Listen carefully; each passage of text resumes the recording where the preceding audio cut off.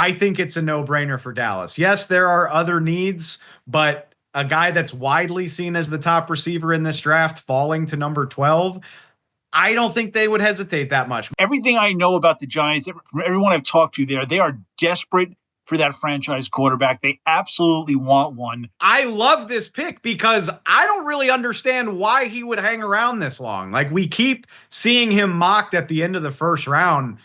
I see a speed demon off the edge who has the natural bendiness that you want from an edge rusher. He could be worth it for them. But if you're a team that doesn't quite have that line yet, I would stay away from that first round running back because you're just going to get him killed.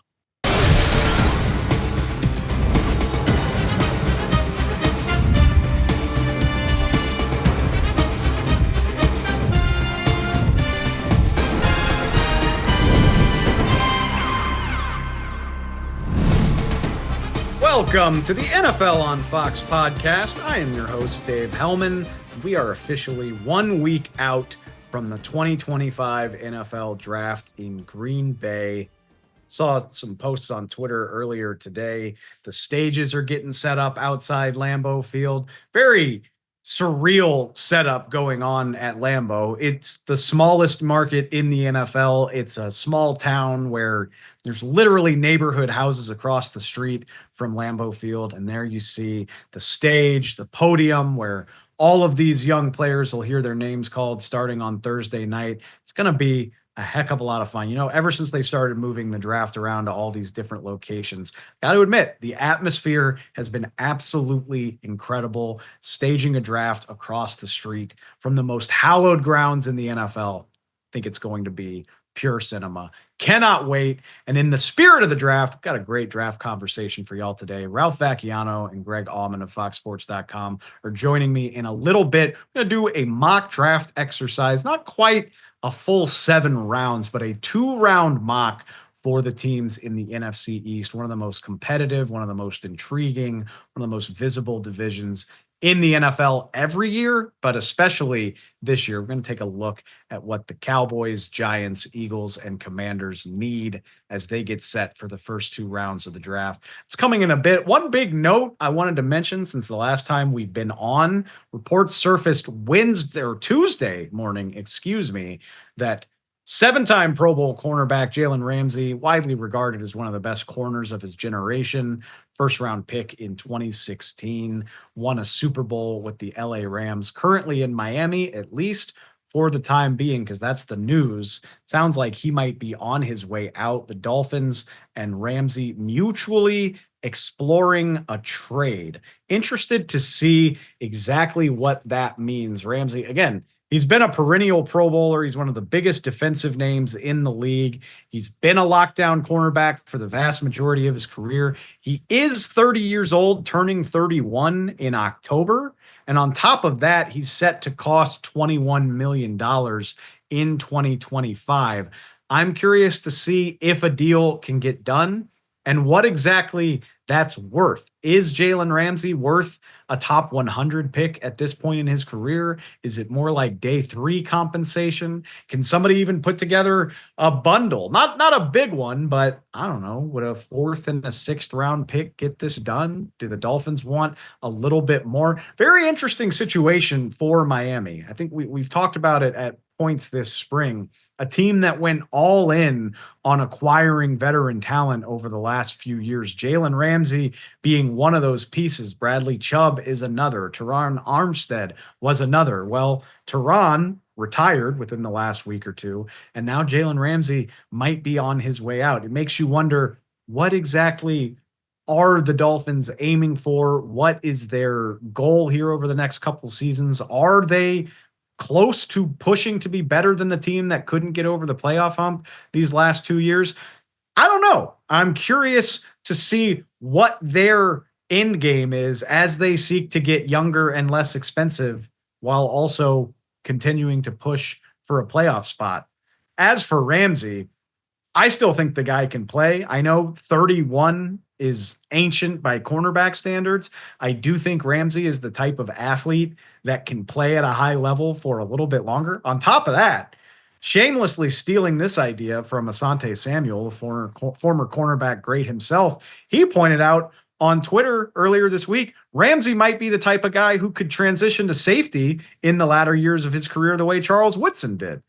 And that's not as far-fetched as it might sound. Coming out of college at Florida State, there was healthy debate about whether Ramsey should play safety from the get-go. So I firmly believe he could do it. And we've seen that a position switch to a slightly less physically demanding position can extend a guy's career. I think Ramsey could give you at least 2, if not more, years of quality play. Curious to see, again, what the price is, because that could determine the caliber of team that's willing to do it. I'm sure there are some playoff contenders that are interested to explore this. Maybe it's the type of thing that doesn't materialize until draft night. That is something to keep an eye on. But it's a little late in the process for the major types of trades, but not this year. If Jalen Ramsey is on the move during the draft, just one more layer of intrigue to add. Excited to see what happens there. All right, that's it for current events. Let's get to our conversation with Greg Auman and Ralph Vacchiano as we try to sort out the NFC East. All right, guys. Look, the NFC East is always going to be one of the most talked about divisions in football when you consider the markets that are involved. But it's an especially unique year for the division when you consider where all of these teams are. I mean, you got both of the NFC Championship game finalists. You got the Super Bowl champion Eagles. You got the New York Giants potentially, maybe, starting a new era at quarterback at the game's most important position. And the Cowboys are the Cowboys. I don't really have a sexy sell on the Dallas Cowboys for this particular year, but they are America's team. So you throw them in there as well. And I think it's a particularly interesting year for this division. That's why we wanted to go through this exercise with the two of y'all. And Ralph, I'll just jump right into it, man. Every time you come on, we talk about the decisions in front of the New York Giants with the 3rd overall pick. It kind of feels like that's where the draft starts this year, is what New York decides to do. So I'll give you the floor. We're going through a 2-round mock for the NFC East. We assume Cam Ward is going number 1 overall to the Tennessee Titans, and take it away. Please help me figure out what we eventually think the New York Giants are going to do next week. Sure, and it'll depend a little bit on what the Cleveland Browns do at number 2, but there's basically a pool of 3 players that the Giants will be looking at number 3. It's either going to be Colorado quarterback Shedeur Sanders, Penn State linebacker defensive end Abdul Carter, or Colorado's Mr. Everything Travis Hunter. And I think that, I don't think there's any choice. I don't think they're trading down. I don't think that they're going to look at any other players there. So it boils down to this. Do they want their franchise quarterback, which is finding one is the number 1 issue of the offseason, according to their owner, John Mara, or do they want one of the 2 top players in the draft, 2 top non-quarterbacks in the draft who could fill some needs for them? And, everything I know about the Giants, from everyone I've talked to there, they are desperate for that franchise quarterback. They absolutely want one, but I don't get the sense that they think that Shedeur Sanders is that much of a surefire franchise guy that you would take him at number 3. So I do happen to think the Browns are going to pass on Sanders at number 2. I think they're probably going to take Travis Hunter, but I think in almost any scenario, the Giants are going to choose either Travis Hunter or Abdul Carter. And I think the guy they want and the guy they'll probably end up with is Abdul Carter, because they know the power of a pass rush. They've got Brian Burns, they've got Kayvon Thibodeau, but if they add one more guy to that, it looks a little bit like their old Super Bowl teams from the early 2000s, 2007, 2011, where they just had waves of pass rushers who could get at a quarterback. And I think they see that as, to them, a bigger building block than what Sanders could do for them. Not that a franchise quarterback isn't important, but I'm just not so sure that they're sold on Sanders being that kind of guy. I completely agree with you for the record, and I feel like I've been promoting this strategy for a little while at this point. I am curious, though, Ralph. Word came down earlier this week that the Giants are going to work Shedeur Sanders out privately, take a closer look at him, get him in front of team executives. Do you think that's a smokescreen? Do you think that's double checking your work? Do you think that could signal turmoil in the building about, maybe ownership has a different idea of what should happen than the general manager and the head coach? When you hear that, where do you think it goes in terms of what they ultimately decide? Well, I think it's part of the plan and it's part of double checking their work. They were always going to have as many private workouts with these quarterbacks at the top of the draft as they could. And by the top of the draft, I'm talking about even the guys that could go in the late first round or early second round. They want to look at all of them because the question they're going to have to answer is, again, remember John Mara said finding the franchise quarterback is the number one issue. If they pass on one, they better be able to say why. They better be sure they're making the right decision with that. So they want to get him into private workout, meet with Sanders, and maybe they come away from it thinking, you know what? Hey, we're wrong. This is the guy. This is the absolute guy we want to lead our franchise. But they need to check it both ways, too. If they're going to pass on him, they need to make sure that everything they think about him is exactly right. So, they're going to look at 4 or 5 quarterbacks in the coming days and make a decision. I think they'll take a quarterback at some point. But unless Sanders wows them in the private workout, unless something changes, I just don't think he's going to be the one they land on. Greg, it seems like this happens every year where, and I love it. I love the way we frame this in the media too, where, guys are moving up and down. And in reality, those of us that cover this are just catching up to what is actually happening in the buildings. If you think back to January and February, we're talking about will Shedeur Sanders even be there at 3 to take if the Cleveland Browns are enamored with him. And now we're talking about Shedeur falling past 2 and 3. Do we buy that? I feel like if it was a smokescreen, there would be a little more, it would be a little less certain, but it does really feel like that's about to happen. And it feels like Shedeur Sanders will be there for whoever wants to take him at probably 6 and beyond. But I've been doing this too long to completely take that at face value either. Yeah, I can't say anything with conviction, but it certainly feels right now that the general accepted top 3 doesn't include him. And then 4 through 8 aren't teams that need quarterbacks. So then it becomes a matter whether it's the Saints at 9 or a team that tries to jump ahead of the Saints at 9. I don't think he falls lower than that, but there'll be all kinds of, chaos free fall models where he's going 21 to Pittsburgh or something like that. I do think if he clears the Saints at 9, I don't think it would go all the way to 21. I think another team would probably jump in.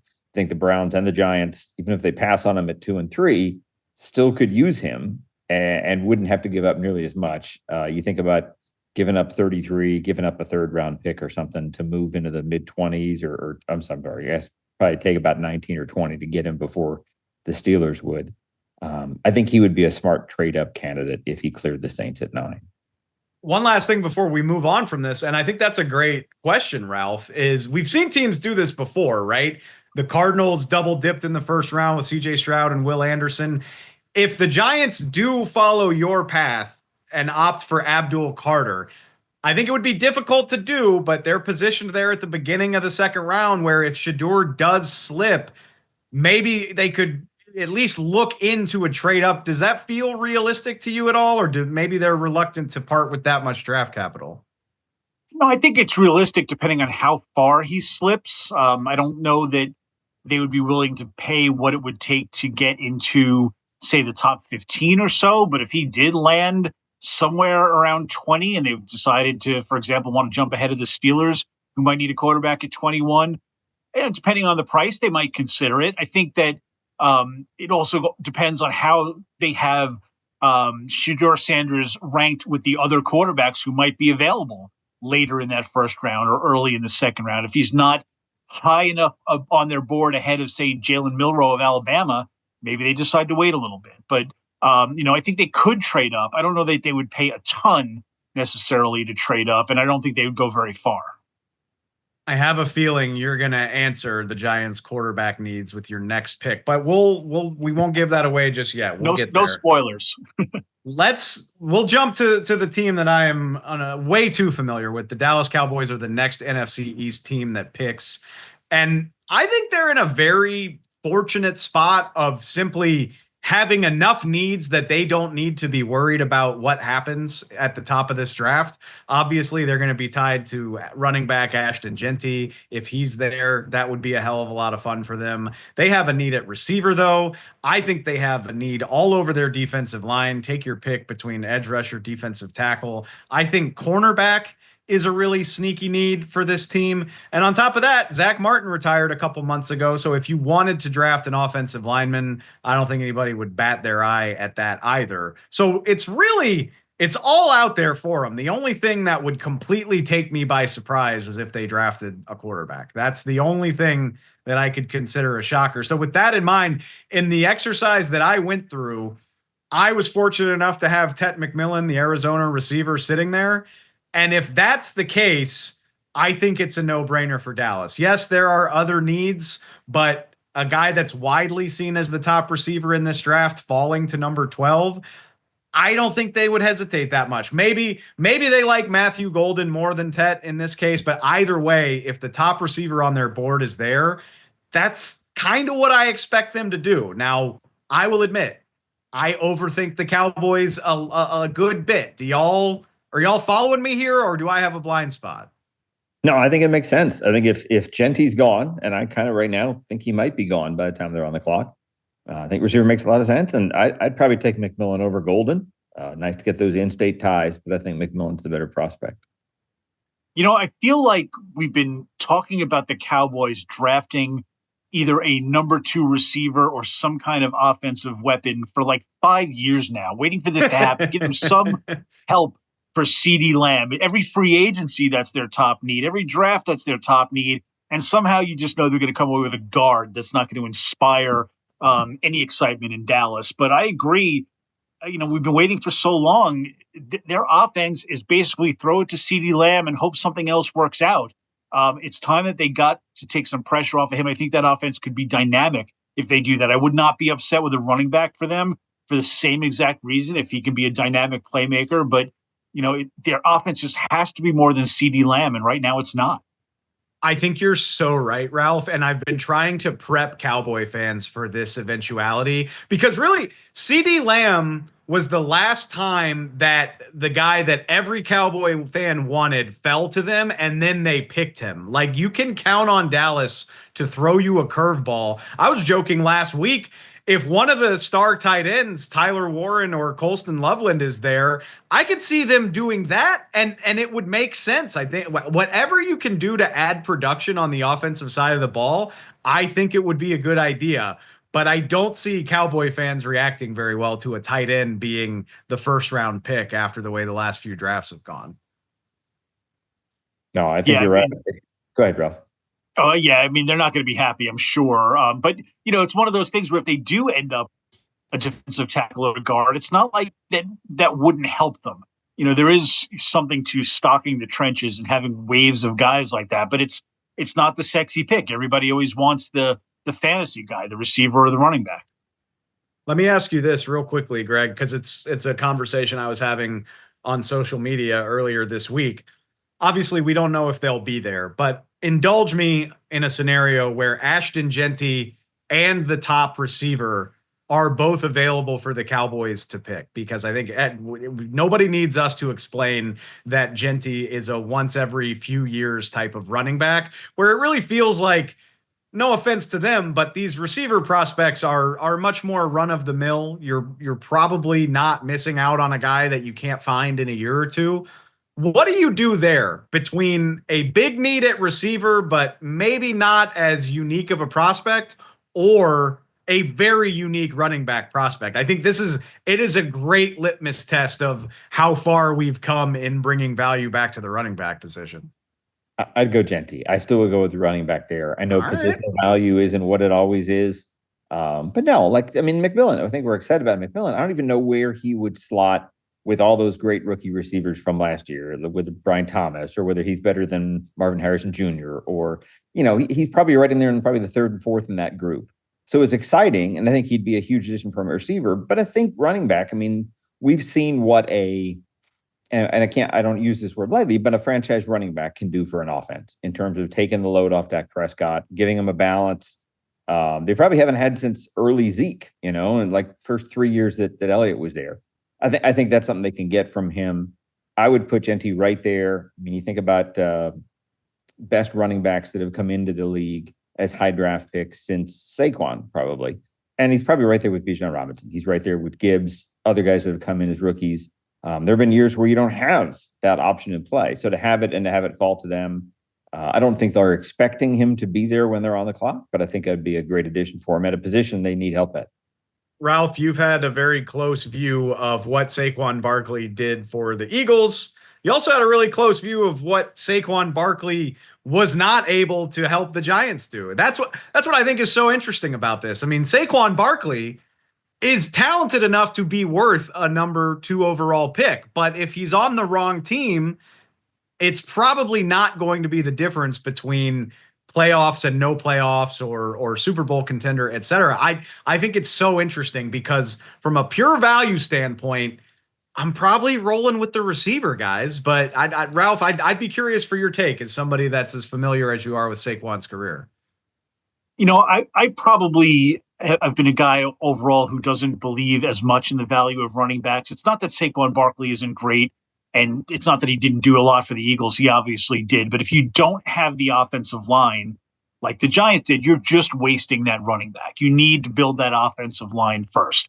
I also think that if you have the offensive line, you can in many ways get by with a less than special back. You don't necessarily need to get the Ashton Genty. You can get a second rounder or a third rounder who can get you 1,100, 1,200 yards. Now, again, if you're saying Genty's that special player, he is Saquon Barkley. There's certainly value there. And for the Cowboys, the line probably is good enough where they can maximize that value. You don't have to have the Eagles offensive line to do that. So he could be worth it for them. But if you're a team that doesn't quite have that line yet, I would stay away from that first round running back because you're just going to get him killed. I'm with you, man. I completely agree, but I think it's a good point as well. I mean, the Cowboys offensive line is not one of the league's best. It's also not a train wreck. And if I'm looking for optimism as a Cowboys fan, this is the kiss of death. I realize it, but I don't think you can screw this up. I think they have enough needs, and I think there will be enough good players available. If they manage to make a head-scratching decision here, I'd be pretty surprised. I think I trust them to figure it out.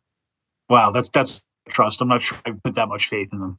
I know. Like I said, we'll clip this out on draft night when they draft, a backup linebacker or something. All right. The fun thing about this division, Greg, is that the first 2 teams pick 3 and 12, and then it is a hell of a long wait for the Washington Commanders at pick 29, who I think this is the case when the 6th seed in the NFC playoffs goes on a run to the NFC Championship game. The needs on the roster are a lot more than you might expect from a conference championship game finalist. So I'm curious to see what you prioritized here, because I can look at the Commanders' depth chart and find needs on both sides of the ball. But what did you think was most important for them to address in the first round? Yeah, a couple different things, and I think they've done a good job. They've already kind of used some of their draft picks to fill needs. So they've traded for Tunsil, they've traded for Deebo Samuel, they've traded last year for Marshawn Lattimore, and they've used this year's picks already to fill a lot of those holes. The biggest loss that wasn't necessarily accounted for in their free agency, I felt like was on the edge. They lost Dante Fowler to the Cowboys, didn't necessarily replace him. Dietrich Wise is there, but he's not the same player. So I feel like for them, positional needs line up really well with one of the deepest positions in this draft, which is edge, and that's where I think they're going to go. You've got them taking Donovan Ezeraku out of Boston College, which I don't bill myself as an analyst. I'm not trying to say that I've got like the full breakdown, but I have watched Donovan Ezeraku play, and I love this pick because I don't really understand why he would hang around this long. Like, we keep seeing him mocked at the end of the first round. I see a speed demon off the edge who has the natural bendiness that you want from an edge rusher. He's physical for a guy his size. I think this would be a home run pick because I'd be shocked if he's still hanging around, to be honest with you. Yeah, and that's definitely, I'll give that caveat in that there's the 4th, 5th, 6th edges in this class can go any order you want to put them in. So it could be that Ezeraku's gone 5 picks earlier and they're taking James Pierce. There's good talent, and you can be the 6th, maybe even the 7th edge off the board and still be somebody who's starter caliber, who's going to come in and give them a pass rushing presence that they need. I mean, they have, I guess, a lot of secondary options at edge right now, but really not. I mean, they've traded away their best edges over the last couple of years. They've let them go elsewhere. And I think he fits in well. Again, maybe he's not there. Maybe 22, 24 drafts him ahead of them. But I think edge makes sense. And for now, that's the pick. Ralph, oh, no, sorry. Go ahead. You took the words right out of my mouth. It's such an obvious and glaring need. I don't see any way that they wouldn't consider an edge. The only question I would have with them is if the draft works out that there is a run on edge rushers and maybe some of those really good defensive tackles end up sliding a little farther. Maybe they could go in that direction, get somebody to replace Jonathan Allen who can play next to Daron Payne and improve the pass rush that way. But one way or another, that front line was the glaring thing that jumped out at me with the Commanders. That I think, especially I think Dan Quinn knows you've got to improve that to get they need a better run defense. They need a better pass rush. Any way you can do that on the front is the way they'll go on with their first pick.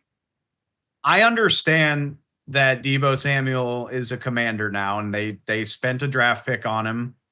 Do you guys buy my idea at all that I'd like to see some more juice on this Washington offense even still? I mean, Deebo, I think it's fair to say, has lost a step or two by this point in his career. Scary Terry is great. Terry McLaurin's an awesome player, don't get me wrong, but still doesn't feel like enough when you're talking about an older Deebo Samuel. Zach Ertz, God bless him, is not young by NFL standards. Brian Robinson Jr. is a very quality running back, but not a guy with home run speed. I don't know if it needs to be their first round pick, but I'd like to see a little more speed, a little more juice on this Commanders offense.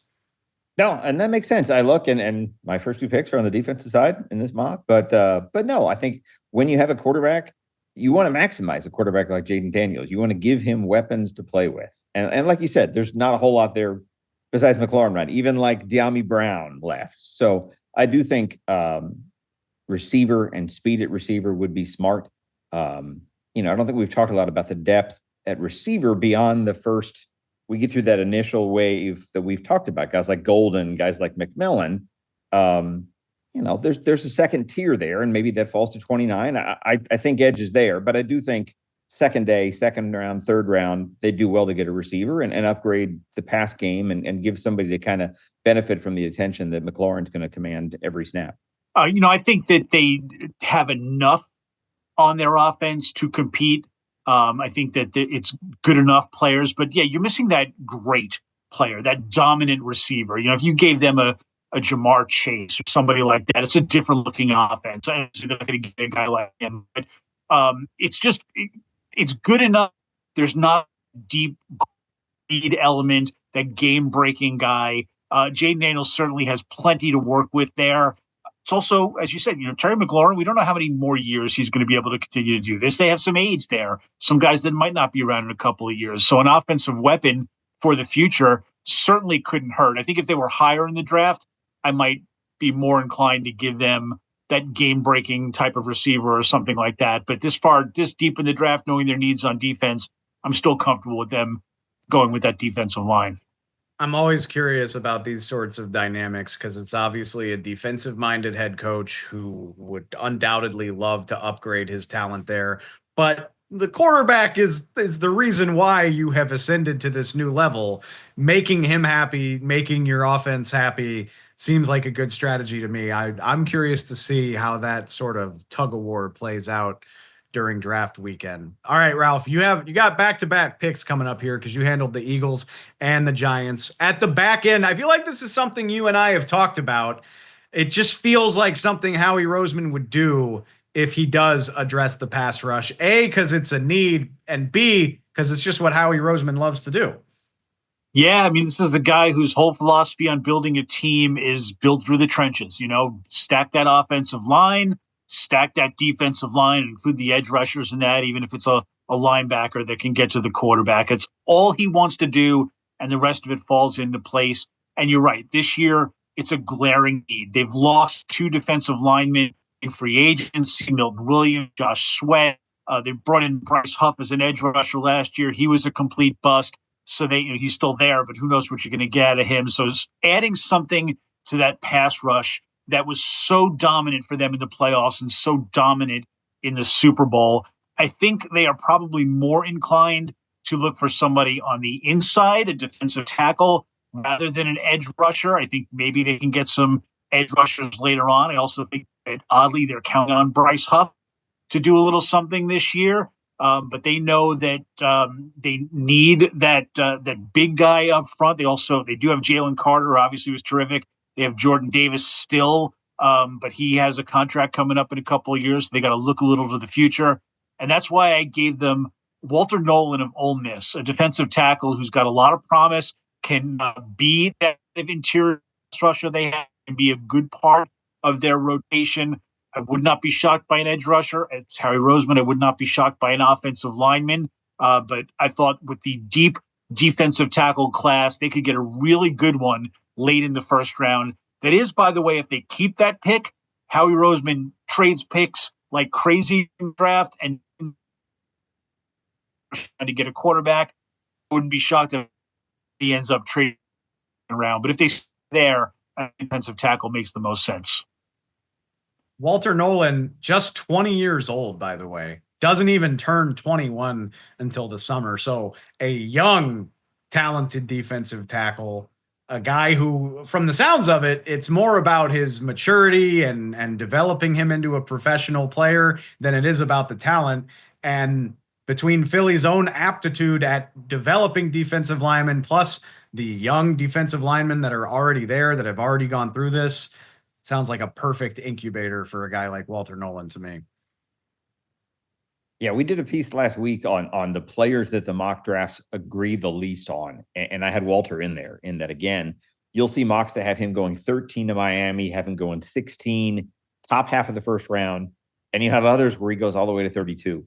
And again, to think about the Eagles and what they showed in the strength of having a 3-deep interior pass rush to rotate guys around as they did, and to be able to, I mean, not necessarily going to be Milton Williams the instant he gets to Philadelphia, but to be able to lose him and replace him with another upside guy like that, I would be surprised if the rest of the league lets him fall all the way to 32. I think that's the fun thing about this draft, and we were talking about it before we started recording. Maybe this draft is lacking a little bit in star power, especially like, you compare it to some previous drafts where you had all these quarterbacks, or going back to like 2021 when you had Jamar Chase and you had Devontae Smith, the first receiver to win a Heisman, all this fun stuff. If you're lacking star power in this draft, I think what makes it entertaining is the levelness of the talent. Like, most years you're talking about 12 to 14 guys who seem to be a cut above the rest. This year, I think it's more like 5 guys that are a cut above the rest, and everybody else feels like they're on a much more level playing field. So I'm not going to be surprised if a guy that we think of as a top 15 pick falls. I'm not going to be surprised if a guy that we think of as pick 32 goes in the first dozen or so selections. It really seems like that's what's on tap next week. Yeah, and I certainly thought Nolan was a guy who could go a little earlier than 32, but I also have in my head, watching the Eagles drafts the last few years, how many times have you sat there and they pick a guy and your reaction is, how did that guy ever get to the Eagles? Good things just seem to happen to them with Howie Roseman. So yes. I have no problem taking a chance on a guy falling to them that nobody expects. No. To be clear, Ralph, it will happen, whether it's Walter Nolan or somebody else. Some guy who was all conference and just kicked ass, probably for a football factory, probably for an SEC team, is going to be there for Howie, and everybody's going to say, what the hell just happened? All right, like I said, you had back-to-back picks. You got the Giants picking 34th overall, and if they don't take that quarterback at 3, is this potentially the sweet spot for New York to draft a quarterback? Yeah, Joe Shane, their general manager this week, said there is a scenario where they don't take a quarterback at all in the draft. They're not going to force it. They're not going to panic pick one. But, when the owner comes out and says finding the franchise quarterback of the future is the number one issue, I don't know how you get out of the draft without taking one. So if you don't take one at number 3, I absolutely think they will take one at the top of the second round. I think there's a slight chance that they would trade into the first round if they sense that there's going to be a run on quarterbacks. I think there's probably a group of quarterbacks they would consider at the 34th pick. Jackson Dart, who I don't think will end up being there. Maybe Kyle McCord, who I think they might like a lot more than other people think. I don't know that they like him enough to take him that high, but could be in the conversation. I think Tyler Shuck could be a guy that they could consider at that spot. But the guy I think that they would most want at 34 if he's there is Alabama quarterback Jalen Milroe, who they can sit for a year behind Russell Wilson, behind, in theory, Jameis Winston, let him learn. They'll follow the Jalen Hurts path, basically. We just waste away his rookie year by learning as much as he possibly can, maybe gets in late in the season with the target of him starting in the 2026 season and becoming their franchise, the quarterback of the future. I think he's that good that with a little development, he could be exactly what they're looking for. I'm not just being nice when I tell you I love that. I actually wrote for FoxSports.com this week. I wrote about the teams I thought would be the best fit possible for each of the major quarterback prospects.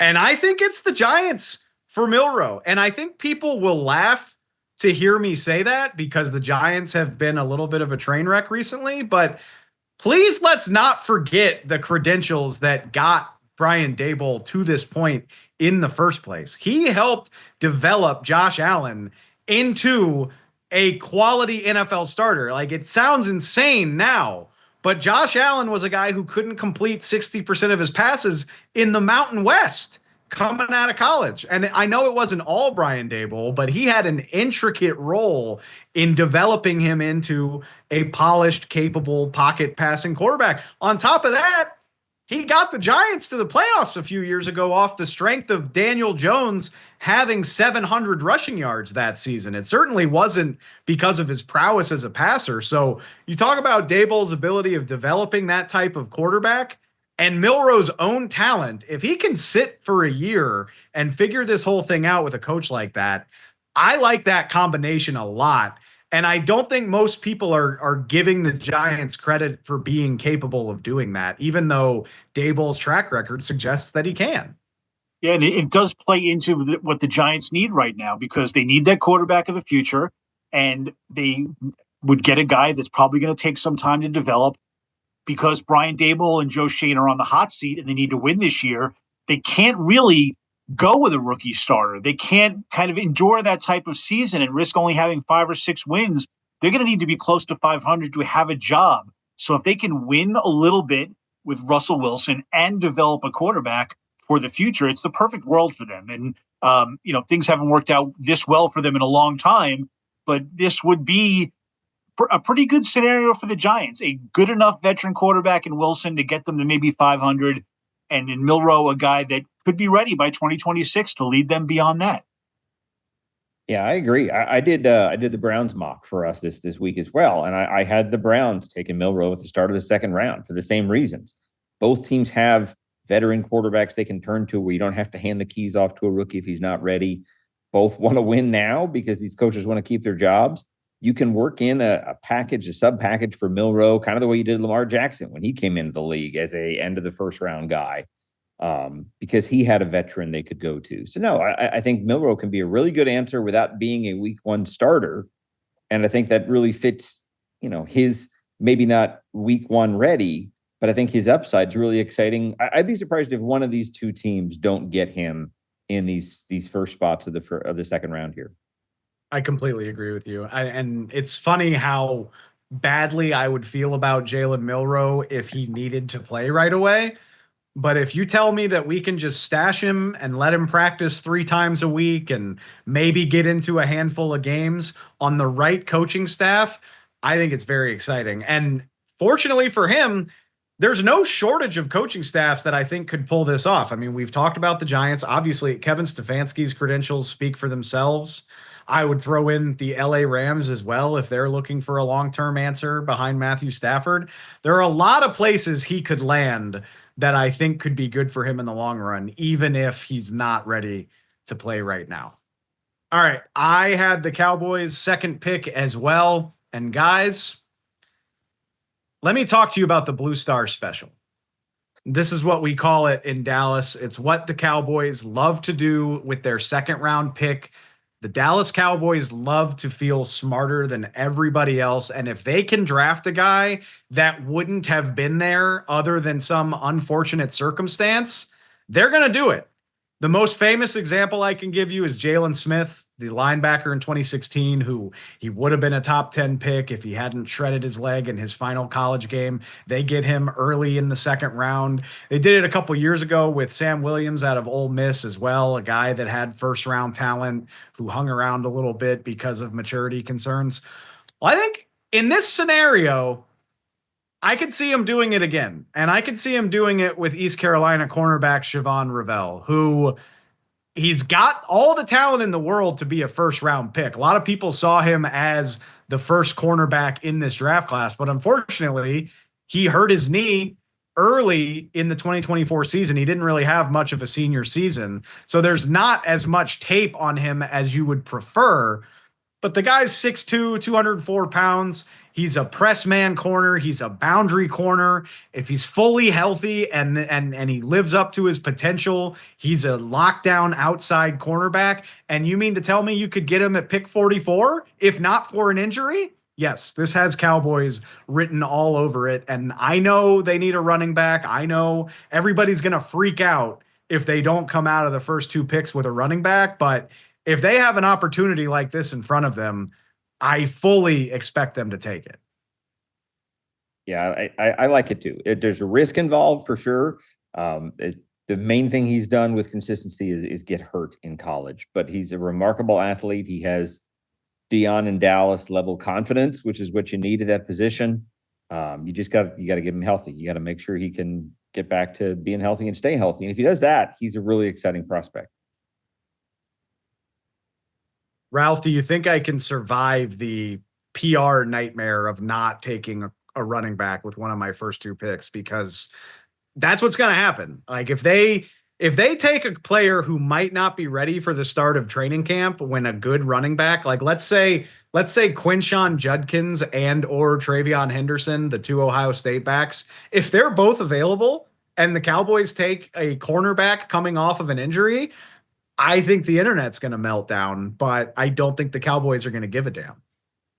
Well, they certainly won't give a damn. I mean, they have shown over the years that they do what they want to do and they don't really care what the fans think about it. And that's probably the right way to do it. But I do feel like, maybe the fact that you gave them the receiving weapon in the first round might ease some of the pain of not getting that running back. But there's enough people out there that are going to look back over the last couple of years and the running backs that they've missed, either in the draft or in free agency, and they're going to throw up their hands and say, again, we had a good class of running backs where we could have gotten someone, and look what we're left with. The Cowboys just don't care about this position. And you're going to hear that all year long unless somehow they can grind out 1,600 yards out of the two backs that they do have, which probably seems kind of unlikely. So, yeah, they'll be a PR hit, but they're going to shrug their shoulders at it, and Jerry Jones is going to assure you he knows what he's doing.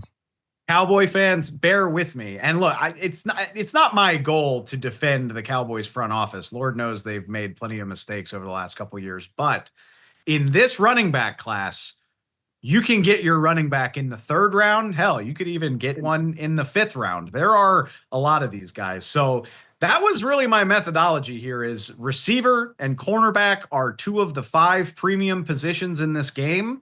If you get 2 starter caliber guys with potential to become true stars at those 2 positions, I think it's worth missing out on the running back. I really do. Last thing, this is a deep running back class. I just did a mock where, I hadn't addressed running back with the team I was doing. And Scatabo could be there in the third. And he's a name that people would get ridiculously excited about. The number of Cowboys Cam jerseys they would sell is through the roof. You're speaking my language, Greg. I'm just saying that's something that kind of could make sense. Even if you in the world where they don't use the first 2 picks on a running back, he'd be there and it would be a lot of fun to watch. There's no world where the Cowboys take a receiver and a running back to back with their 2 top 50 picks. Like that's too obvious and it makes too much sense. We got to think outside the box a little bit here. So this is my attempt at that. We'll see how closely it lines up. But Greg, you had a similar idea with the Commanders' second pick. Again, the needs on defense are there. Marshawn Lattimore, they did trade for him. An aging player, I think it's fair to say. Mikey Samra still nice rookie player, but they're looking a little thin on the back end, and that's where you had Washington going with their 61st pick. Yeah, and they got they got to the NFC Championship game with Sanders still as an outside corner. I think he's better as a nickel. He's 5'8". I think he can be a great nickel, a game-changing nickel for them. They need a bigger guy on the outside if they're going to do that. So I had him going corner. I have him going with Darian Porter, corner from Iowa State, converted receiver, great size, really good measurables. Again, another guy where I mock him here at 61. I don't know that he'll be there at 61. It's an optimistic pick to have a guy that talented fall that far, and it would be a great match for Washington. I don't think they have to throw him in the fire right away if they want to have Sanders still outside. They've got other options, but I think long term he could be a really good outside corner for them. Size, speed, ball skills, makes a lot of sense. The Commanders traded that 3rd round pick for Deebo Samuel. So this is their last pick until day 3 of the draft. And like I mentioned earlier, if this is how it plays out, I mean, for starters, Dan Quinn's going to be the happiest guy in the DMV area. On the flip side, I can just imagine Cliff Kingsbury grumbling and trying to put a good face on it as he knows, like, all right, we didn't really add any difference makers other than Deebo Samuel, which hey, we'll see what Deebo has left in the tank, but I'm guessing Cliff wouldn't mind one of these picks going on offense. Yeah, Washington only has 3 picks in the first 200 picks. So they have as little in terms of draft capital as just about anybody in the league. So you got to hit on these. And maybe you're right. Maybe they got to put one on the offensive side. I had them taking a tackle in the 4th. So no, there's not a lot of exciting skill position. I guess if Kingsbury sees my mock, he's probably not that happy. And I hooked him up with a running back in the 7th for what that's worth. Right. All right, Ralph, let's wrap it up. You had the last pick in this exercise, and we were just laughing about it. I mean, the school you picked from isn't going to raise any eyebrows because they were not good at football in 2024, but I loved this pick that you made for Philadelphia, and I think it fits right in with what they like to do.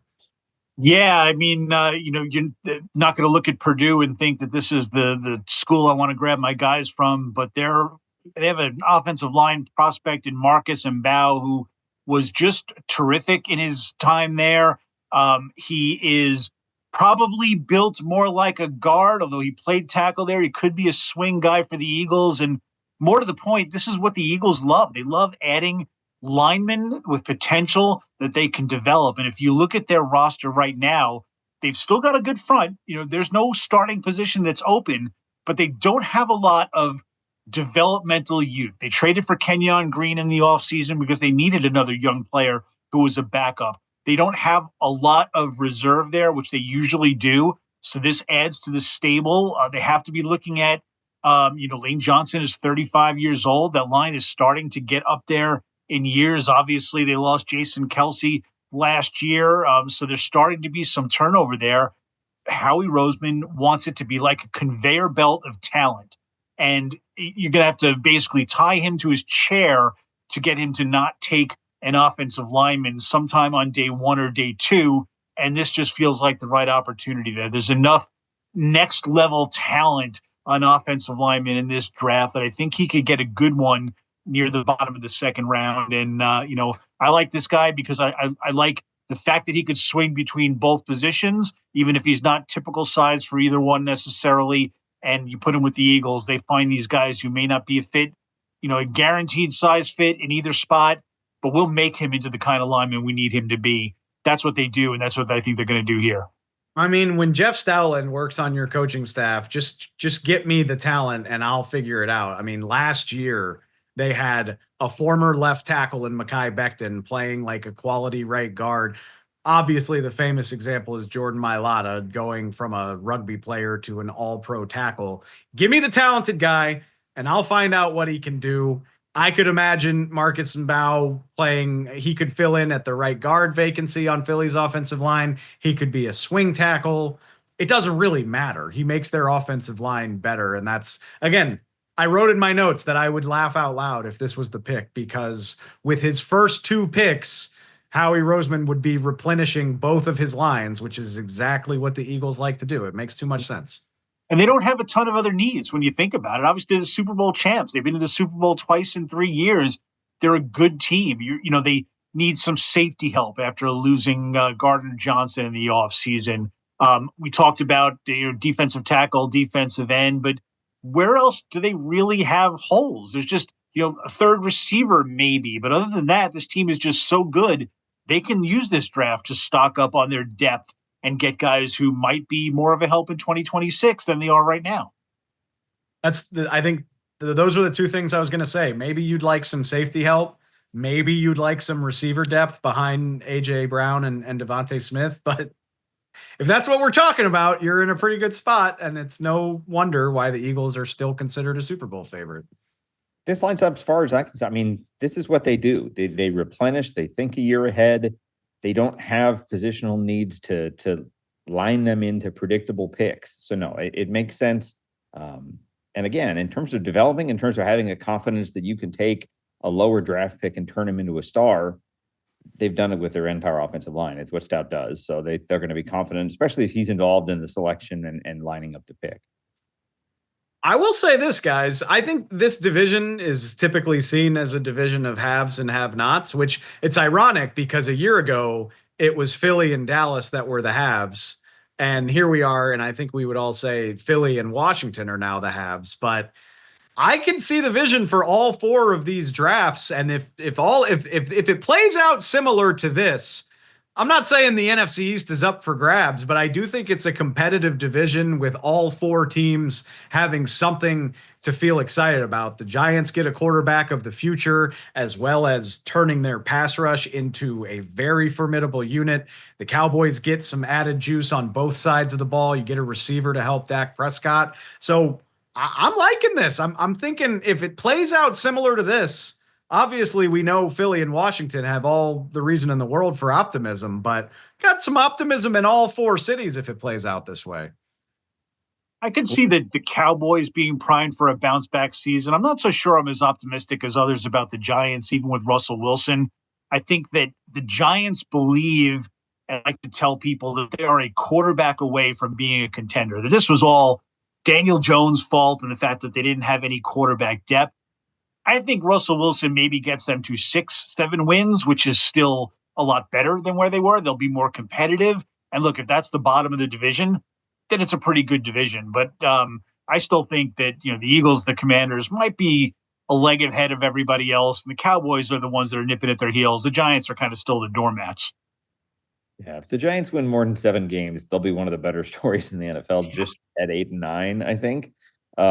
Yeah, I mean, it's a coaching staff that's fighting for its life and probably needs more than 8 wins to kind of stick around. So no, I think they'll be more competitive than they were this year. But if those bottom two challenge those top two head to head for postseason anything, I think it'll be a strong statement of the division. I don't know if that's going to happen this year.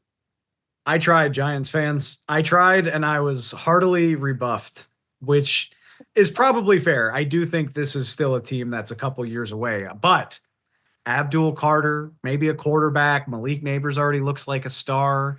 I can see the vision. That's all I'm trying to say. I can see the vision. We'll see if the vision comes to fruition next week. Guys, this was a lot of fun. I really appreciate it. We got to do this more often. Maybe after the draft, we'll check back in and assess how this all played out. But thanks for taking the time. I'll chat with y'all soon.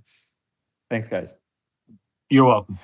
Thanks again to Greg and Ralph for joining me, and thanks to y'all for tuning in. Next time you hear from me, it'll be draft week. We've got some great content heading your way. Starting early in the week, we'll be talking to Rob Rang about his final mock draft heading in to Thursday night. And of course, we've got you covered during, after the draft. We'll have news, insight from all angles all next week. I am looking forward to it. We are finally getting there, y'all. Make sure you're subscribed if you're not. Go find us on Spotify, Apple Podcasts, YouTube, wherever you prefer to get your podcast. You can find us there, and we will be back next week as we truly set our sights on this NFL draft. Until then, as always, I appreciate it, and I will talk to you soon.